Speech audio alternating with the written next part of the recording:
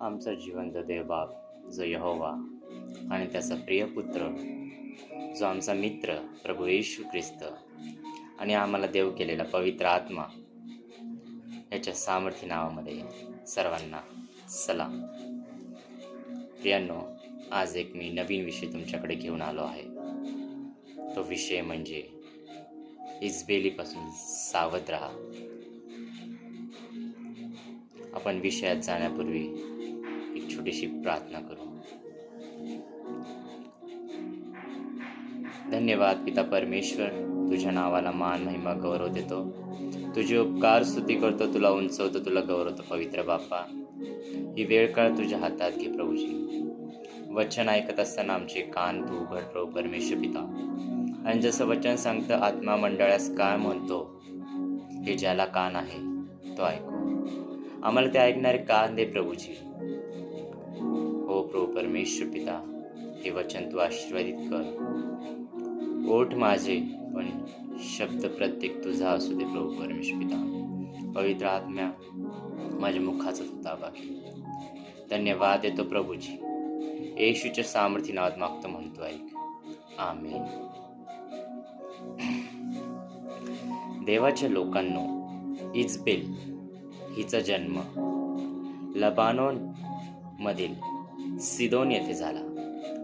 सिदोन याला आजच्या युगामध्ये सैदा नावाने ओळखले जातं.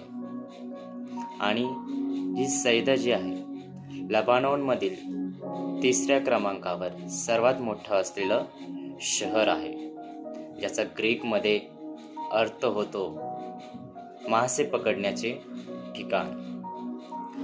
पहिले राजेमध्ये आपल्याला पाहायला मिळते इजबेल हिचे अहाब राजासोबत लग्न झालेलं आणि तिचा मृत्यू ख्रिस्तपूर्व 852 मध्ये झाला.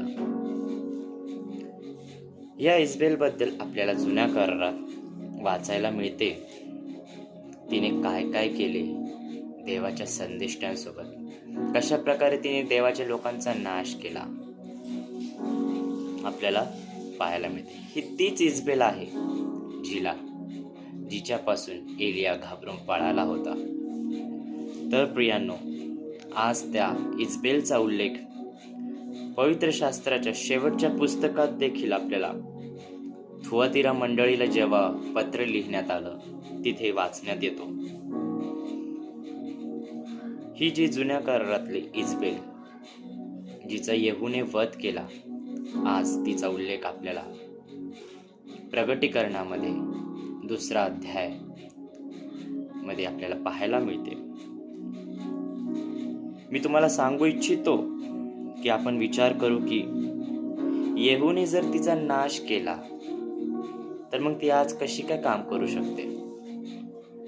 तर हे एक सत्य आहे की ती आजही त्याच प्रकारे तसेच काम करत आहे जसे तिने त्या काळात केले जेव्हा ती हयात होती. ती एक दुष्टात्मा आहे जी एक घाणेरड्या प्रकाराची आहे, जी असत्याने अनैतिकतेने भरलेली आहे. ती जगात तर काम करतेच, पण मला तुम्हाला सांगू द्या, आज ती मंडळांमध्ये ऍक्टिव्ह झालेली आहे. आज आपण आपल्या जीवनात तपासू की ती आमच्या जीवनात तर नाही. आपल्याला वाचायला मिळते की अहाबाचे लग्न जेव्हा इजबेल सोबत झालं तेव्हा सर्वात पहिली गोष्ट ती म्हणजे की त्यांनी बालाच्या नादी लागला आणि त्याची सेवा करू लागला. दुसरी गोष्ट आपल्याला बघायला मिळते की त्यांनी त्या दैवतासाठी वेदी बांधली. तिसरी गोष्ट आपल्याला बघायला मिळते की त्यांनी अशेरा मूर्तीची स्थापना केली. आणि त्याच्याबद्दल पुढे लिहिलं आहे की इस्रायलाच्या सर्व राजांमध्ये अहाबाने जे काम केलं ते परमेश्वराला राग आणण्यासारखं काम होतं. इतका संताप अगोदर कुठल्या राजाने नव्हता आणला, तितका संताप अहाबाच्या वागण्याने परमेश्वराला झालेला आहे. जर आज आपल्या जीवनात इजबेलचे वर्चस्व असेल तर हे आपण आजच काढून टाकू, कारण ही गोष्ट देवाला संताप आणणारी गोष्ट आहे. तसेच इजबेल ही संदेष्ट्यांचा वध करणारी अशी ती होती आणि ती आजही ते करत आहे. आजही ती मंडळांमध्ये काम करत आहे. आजही ती देवाच्या लोकांचा आत्मिक रीतीने वध करत आहे. आत्मिक रीतीने विश्वासणाऱ्यांना अनैतिकतेच्या पापामध्ये, जार कर्मामध्ये ती पाडत आहे. ती जी राणी होती ती प्रगटीकरणामध्ये स्वतःला संदेश्री म्हणवत आहे. आपल्याला वाचायला मिळते. प्रगटीकरण 2 अध्याय 18 वचनापासून 29 वचनापर्यंत थुअतीरा मंडळीला जे पत्र लिहिलं आहे त्यास 20व्या वचनामध्ये देव मंडळीला म्हणजे विश्वासणाऱ्यांना दोष लावत आहे की इजबेलला तू तुझ्या जीवनात ठेवलं. जार कर्म करण्यास व नैवेद्य खाण्यास ती भुलवणारी अशी स्त्री आहे. पहा इथे काय लिहिले आहे पवित्र शास्त्रात की माझ्या लोकांना, माझ्या दासांना ती भुलवणारी आहे आणि लिहिले ती भुलवणारी आहे. का आज आपण भुलवलं तर गेलो नाही तिच्याकडून? आणि इथे माझे दास शब्द वापरले. माझे दास म्हणजे कोण? हो, जे चर्चला जातात, ज्यांना परमेश्वराने वेगळे दान आणि वरदान दिलेले आहे, जे मोठमोठी प्रार्थना करतात, जे बायबल वाचतात, जे देवाचे काम करतात, अशा विषयी इथं सांगितलं आहे. ज्यांचा नव्याने जन्म झालेला आहे, ज्यांनी बाप्तिस्मा घेतला आहे, ज्यांनी एकेकाळी आपली पापे सोडून परमेश्वराला समर्पण केलं आहे, आज त्या दासांना परमेश्वर दोष देत आहे की तू इजबेलला तुझ्या जीवनात ठेवून घेतले.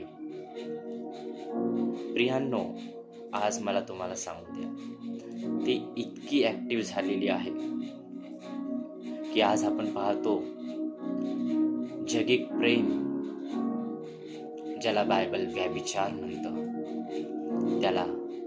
त्या पापाला इतकं ऊत आलेला आहे.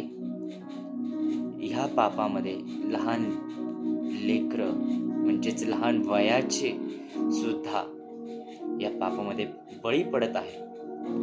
मंडळांमध्ये समलैंगिकताचे पाप सुरू झाले आहे.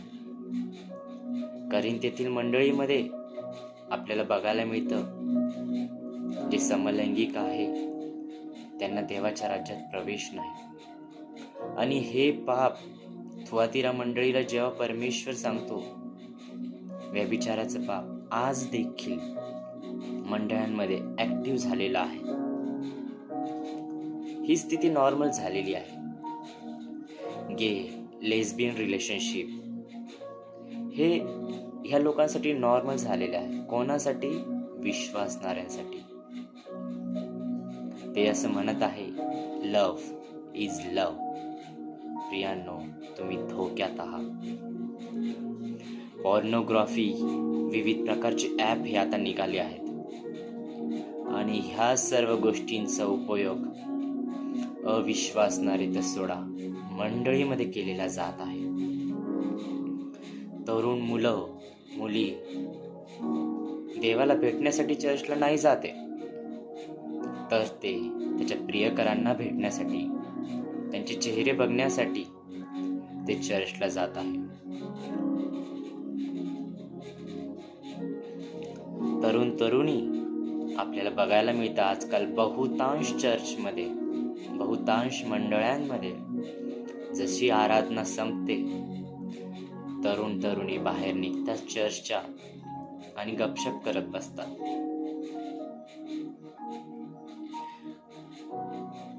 पहा, देव इथं सांगत आहे तिच्या सोबत म्हणजे इजबेल सोबत जे सहभागी झाली आहेत त्यांनी जर आज पश्चाताप केला नाही तर एक मोठे संकट, प्रियांनो, संकट नाही छोटं संकट नाही तर मोठं संकट त्यांच्यावर येईल.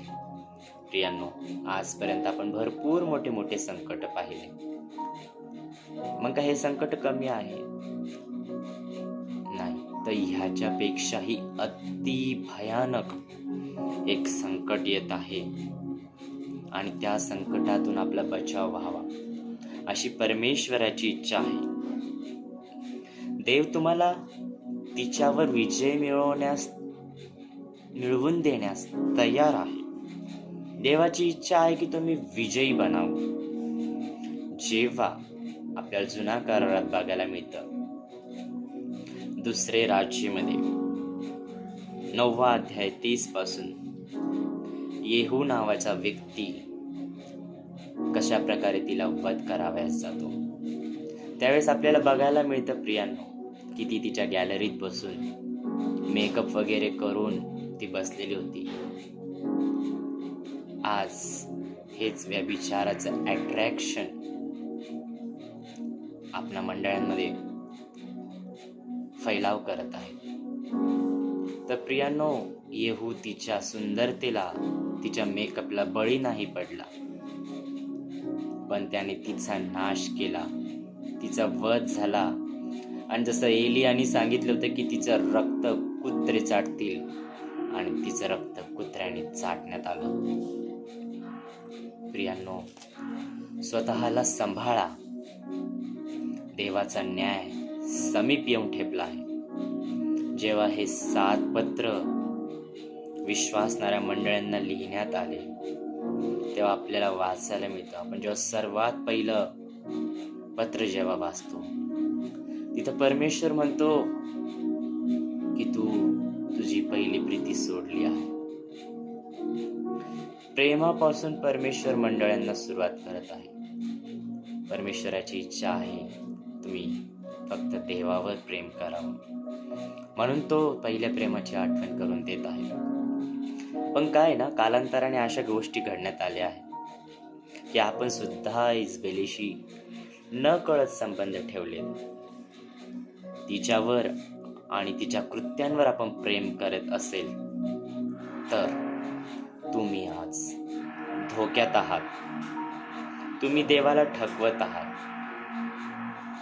माझ्या प्रियांनो, या इजबेल पासून स्वतःला सांभाळा. या दुष्टात्म्यापासून स्वतःला सांभाळा. जर आज तुम्ही एखाद्या ग्रे रिलेशनशिप मध्ये आहात, एखाद्या लेस्बियन रिलेशनशिप मध्ये आहात, आज काय ना असं निघलंय, माझा नवरा चांगला नाही म्हणून मी इतर व्यक्तीवर प्रेम करते, किंवा माझी पत्नी चांगली नाही म्हणून मी इतर स्त्रीवर प्रेम करतो. हे सर्व कुठून आले? तर हे सर्व इजबेलीपासून आलेले.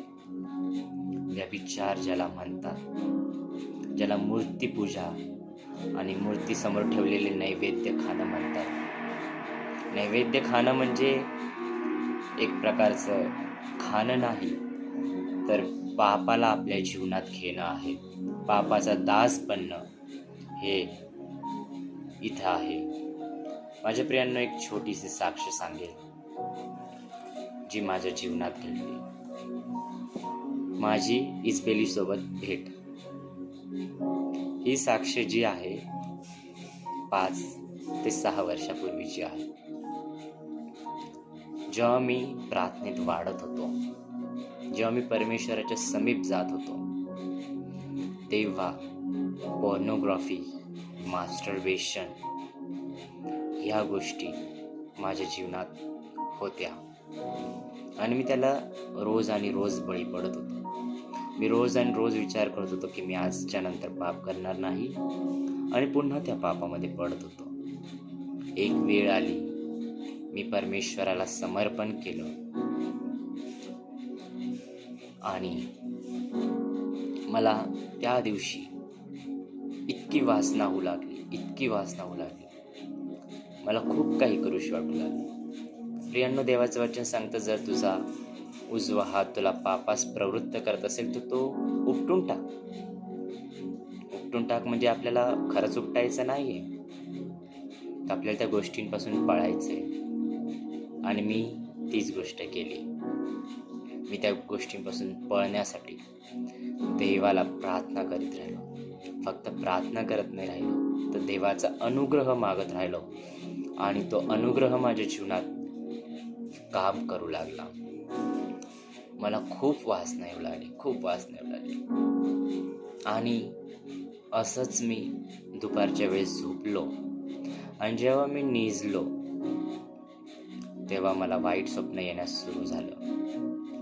आणि त्या स्वप्नामध्ये मी पाहिलं एक दृष्टांत की मी झोपलेला आहे आणि एक घाणेरडी दुष्ट आत्मा जी इजबेल ती माझ्या समोर आली. आणि मी येशूच्या नावामध्ये विजय मिळवला आणि तिला म्हटलं, तुझं माझ्या जीवनावर वर्चस्व नाही, येशू माझा जीवनाचा राजा आहे. आणि त्या क्षणी तिला खालून वर आग लागली आणि ती नष्ट झाली. मी आज प्रत्येकाला आव्हान करतो,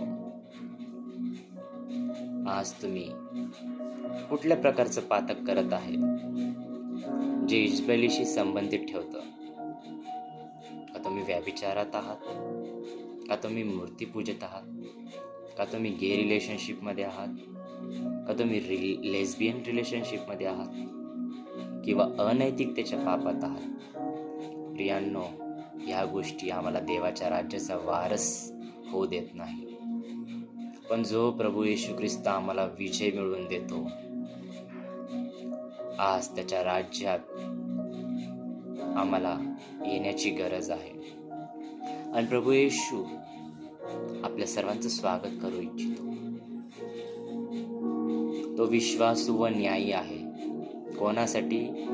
जो आपली पापे पदरी घेतो, ती कबूल करतो आणि सोडून देतो. परमेश्वर सर्वांना या वचनाद्वारे आशीर्वादित करो. आपण प्रार्थना करू. स्वर्गीय महान प्रभू परमेश्वर पिता, प्रार्थना करतो प्रभू परमेश्वर पिता, जितके ऐकणारे आहे, जितके पाहणारे आहे प्रभूजी, प्रत्येकाच्या जीवनात तू काम कर प्रभू परमेश्वर पिता. आणि आज हा इजबेलीचा आत्मा यांच्या जीवनातून निघून जाऊ दे प्रभूजी. त्या आत्म्यावर विजय मिळवण्यास आम्हा प्रत्येक विश्वासणाऱ्याला प्रभू परमेश्वर पिता सहाय्य कर, मदत कर. प्रत्येकाला त्या गोष्टींमधून बाहेर निघण्यासाठी सहायता कर प्रभू परमेश्वर पिता. हो प्रभूजी, तुझं राज्य आमच्या जीवनात येऊ आणि प्रत्येक विश्वासणारा त्या संकटापासून वाचवल्या जाऊ प्रभूजी. प्रभूजी सहाय्य कर प्रभू परमेश्वर पिता. पवित्र आत्म्या आमच्या जीवनाची पकड घे. आणि मी येशूच्या नावात भविष्यवाणी करतो, प्रत्येक विश्वासणारा जो हे वचन ऐकत आहे, जो ते ग्रहण करत आहे, तो येशूच्या नावात सोडवल्या जात आहे. येशूच्या सामर्थ्याने नावात मागतो म्हणतोय. आमेन. आमेन.